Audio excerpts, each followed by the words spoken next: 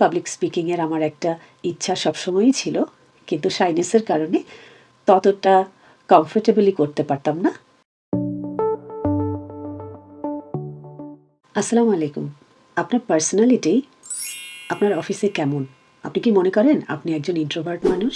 অথবা আপনি too extrovert? Oh my god! It's a big problem. আমার একটা প্রবলেম ছিল।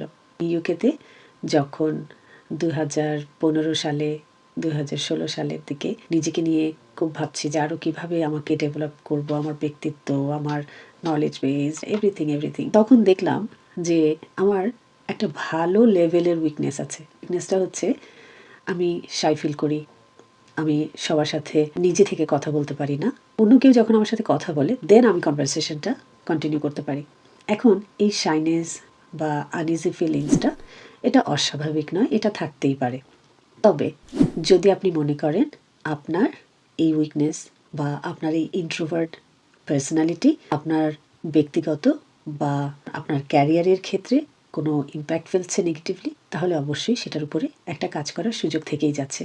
এরপরে একটা সময় আমি যখন 2017-এ কপিরাইট লাইসেন্সিং এজেন্সিতে জয়েন করতে গিয়েছি এবং আমার সাকসেসফুলি ইন্টারভিউগুলো কমপ্লিটেড হলো, আমি জয়েন করলাম। প্রথম দিন থেকে আমি যেমন প্ল্যান তেমন কাজ করেছি। আমি যাদের সাথে পরিচিত হয়েছি তাদের সাথে তার পরদিন আবার যে কথা বলা, নিজে থেকে কনভারসেশন ইনিশিয়েট করা, কেমন আছো, কী করছো, তোমার কাজ কেমন চলছে, বা কেউ যখন বলেছিল যে আমার বাচ্চা স্কুলে পড়ে তাকে জিজ্ঞেস করা তোমার বাচ্চারা কেমন আছে, কী করছে। এরকমভাবে এই যে নিজে থেকে কথা বলা, নিজে থেকে একটু ইনিশিয়েটিভ নিয়ে অন্যের সাথে কনভারসেশন স্টার্ট করতে পারা, এটা ওই সময়টাতে আমার জন্য অনেকটাই সহজ হয়ে গেল। তারপরে আমি আরেকটা ইনিশিয়েটিভ নিলাম। আমি আমার লাইন ম্যানেজারকে বললাম এভরি মান্থে আমি একটা নলেজ ট্রান্সফার সেশন করতে চাই আমাদের টিমের জন্য।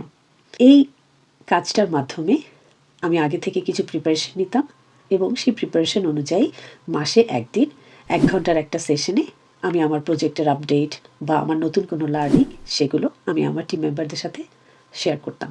যেহেতু পাবলিক স্পিকিংয়ের আমার একটা ইচ্ছা সবসময়ই ছিল, কিন্তু শাইনেসের কারণে ততটা কমফোর্টেবলি করতে পারতাম না, তখন আমার সেই জায়গাটাও ইমপ্রুভ করলো। এইভাবে বেশ কয়েক মাস কেটে গেল। যখন ৬ মাস পার হয়ে গেল, আমি তখন সিলেক্টিভ কয়েকটা মানুষের সাথে এ বিষয়ে কথা বললাম। আমার টিমেরই একজনকে আমি একটা ইন্টারভিউ নিলাম, কে জিজ্ঞেস করলাম তুমি কি বিশ্বাস করো আমি ইন্ট্রোভার্ট? সে খুব অবাক হয়ে আমাকে বলেছিল অসম্ভব, হতেই পারে না। তখন আমি তাকে এক্সপ্লেইন করলাম this is what I had. আমি কিভাবে স্ট্রাগল করেছি, আমি কিভাবে ফিল করতাম যে আরেকটু সাবলীলভাবে কথা বলতে পারলে আমার জন্য ভালো হবে। হ্যাঁ, তবে একটা কথা না বললেই নয়, আমার বাংলাদেশে ১০ বছরের টিচিং এক্সপিরিয়েন্স আছে। আমি ইউনিভার্সিটিতে কম্পিউটার সায়েন্স অ্যান্ড ইঞ্জিনিয়ারিং ডিপার্টমেন্টে অ্যাসিস্ট্যান্ট প্রফেসর হিসেবে কাজ করেছি বেশ অনেক বছর। তার আগে আমি লেকচারার ছিলাম। এমনকি সাউথ ইস্ট ইউনিভার্সিটিতে আমি MBA ক্লাসও নিয়েছি। তাই এই কথা আমি কনফিডেন্সের সাথে বলতে পারি, আমাদের দেশে বা আমাদের দেশের মানুষের সাথে কথা বলতে আমার কখনোই কোনো সমস্যা ছিল না। কিন্তু যেহেতু আমি ইউকেতে মুভ করেছি, আমি অন্য ভাষাভাষীর মানুষদের সাথে, অন্য নেশনসদের সাথে অতটা কমফোর্টেবল ছিলাম না। আমি জানি না কথাটা কেমন শোনাবে। তো এই যে আমার ডিসকমফোর্টটা ছিল, আমি সেটাকে ওভারকাম করেছি একটা প্ল্যান এক্সিকিউশনের মাধ্যমে। আমি প্ল্যান করেছি আমি কি অর্জন করতে চাই, আমি প্ল্যান করেছি আমি কিভাবে অর্জন করতে চাই, এবং আমার সেই প্ল্যানে এটাও ছিল কখন এই প্ল্যানটাকে আমি কাজে লাগাতে চাই।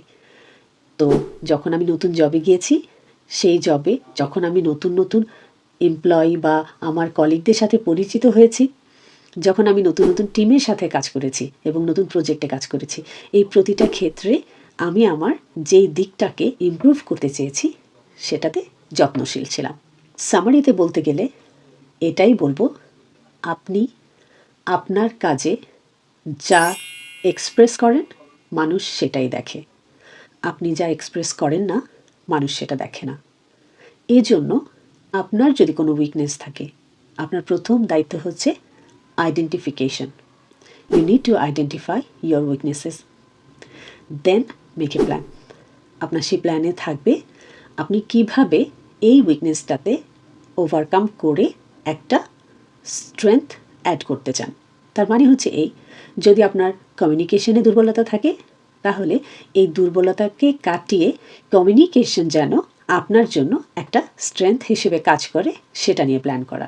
তার সাথে আপনাকে টাইমলাইন সেট করতে হবে যে এই কাজটা আপনি কখন থেকে শুরু করবেন, এবং যখন থেকে শুরু করবেন তখন আপনাকে সবসময় মাথায় রাখতে হবে আপনি যে কাজটাই করেন না কেন সেক্ষেত্রে কমিউনিকেশনের জায়গাটা যখন আসবে আপনি যেন সেক্ষেত্রে যত্নশীল হন সময়ের সাথে সাথে এবং আপনার কাজের ধারাবাহিকতার সাথে সাথে দুর্বলতা কেটে আপনি হয়ে উঠবেন একজন হাইলি সাকসেসফুল প্রফেশনালস।